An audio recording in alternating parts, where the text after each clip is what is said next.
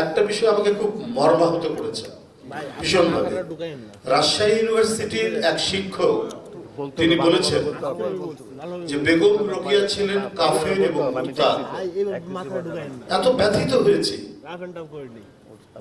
এটা পড়ে। এবং তিনি যদি অন্য কোনো ধর্মীয় সাবজেক্টের টিচার হতেন তা এক কথা ছিল, তিনি ফিজিক্সের টিচার যিনি বিজ্ঞান পড়ান, তিনি এত বিজ্ঞান বিরোধী কথা বলতে পারলেন। একজন মহিষী মহিলা, যে মুসলিম নারী সমাজকে যিনি আলোক দেখিয়েছেন, আলোর পথ দেখিয়েছেন,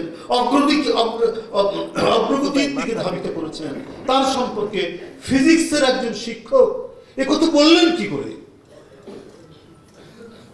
এটা চিন্তা করা যায়। 5ই আগস্ট আমরা মুক্ত হয়েছি এক ভয়ঙ্কর দানবীয় ফ্যাসিবাদের পতনের মধ্যে দিয়ে, কিন্তু এই পতনের মধ্যে দিয়ে মুক্ত হওয়ার পরে ভেতরে কোনো অন্ধকার, কোনো অন্ধ কালো শক্তির উত্থান ঘটছে কিনা এটা নিয়ে আমার খুব সংশয় তৈরি হয়।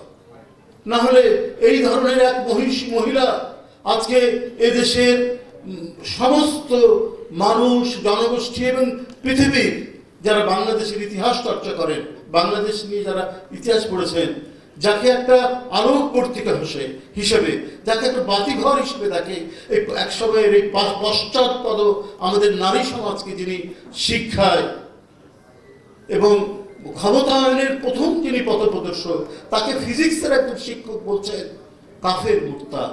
আমি তীব্র নিন্দা জানাই, ঘৃণা জানাই সেই শিক্ষককে। ধন্যবাদ আপনাদের।